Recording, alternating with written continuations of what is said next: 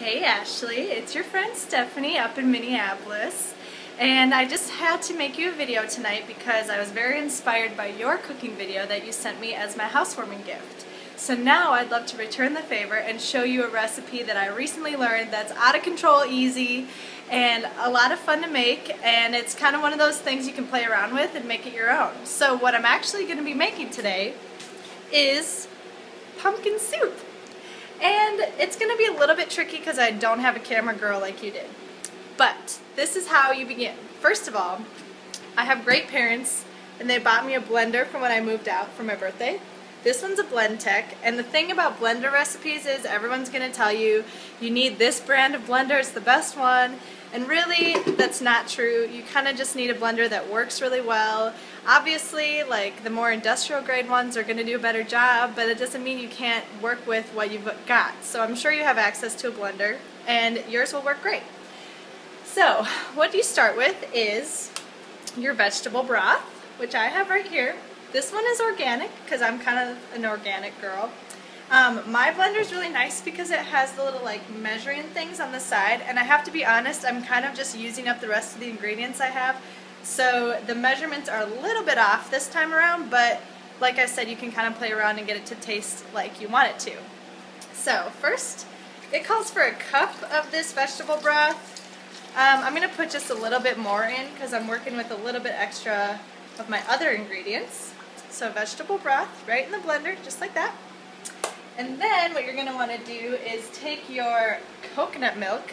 I had to take this out of the can a little while ago, so that's why it's in this nice Tupperware. And I'm going to use it all because coconut milk goes bad like really fast, so it's not worth saving. The chunks are normal, okay? So pour it in, all of it, just like that. The other thing, and the next and most important thing, is the actual organic pumpkin, which I'm going to put in there. And I'm probably going to have to set the camera down just for a second to do that. Oh, sorry, it's so wiggly.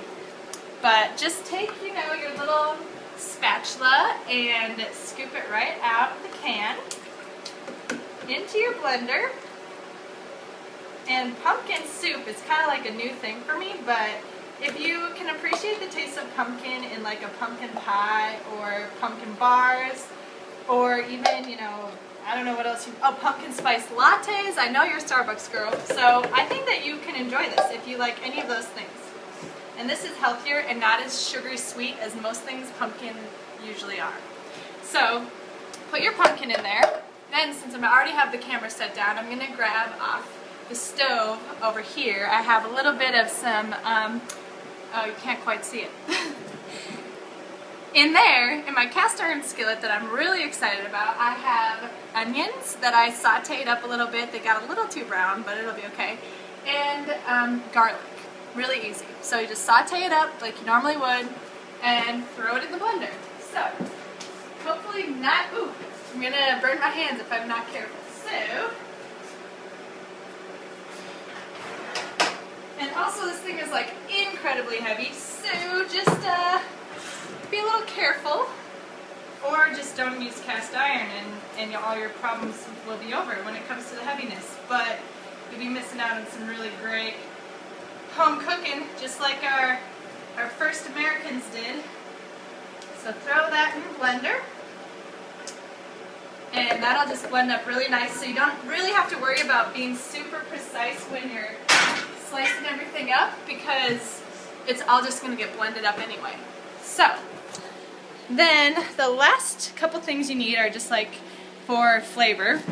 My recipe called for coconut sugar, which I don't have, and I don't really plan to keep that on hand. You know, I'm kind of on a budget and it's not really worth it, so I instead like to keep raw honey in my house. And so I'm going to use that as sweetener, which I did the last time I made this and it turned out great. So it's going to get a little gooey. But just dump that in there, as you can see. This is hard to do one-handed. So that's probably enough.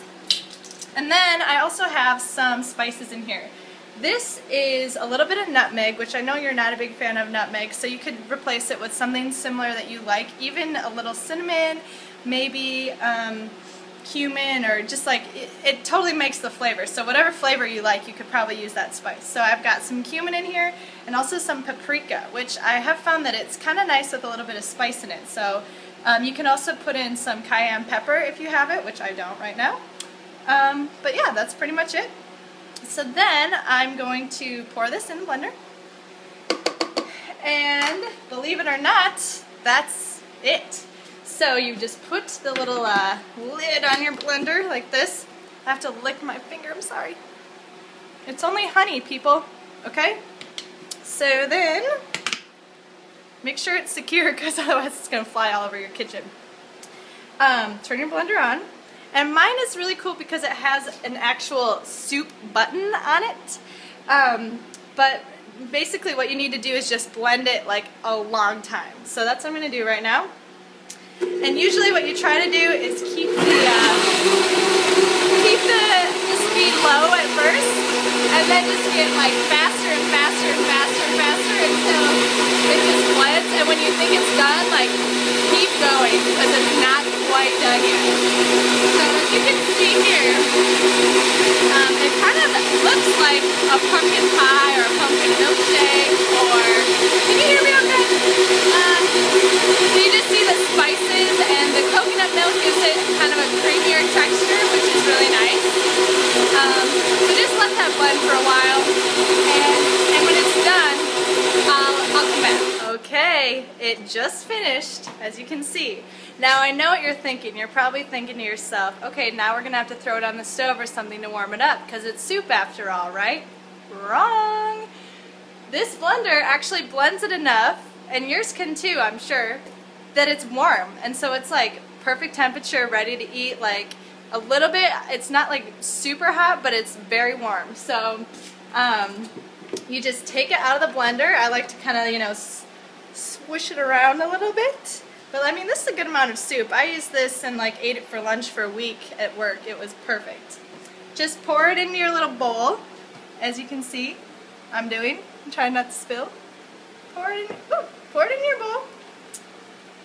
And then you're good to eat.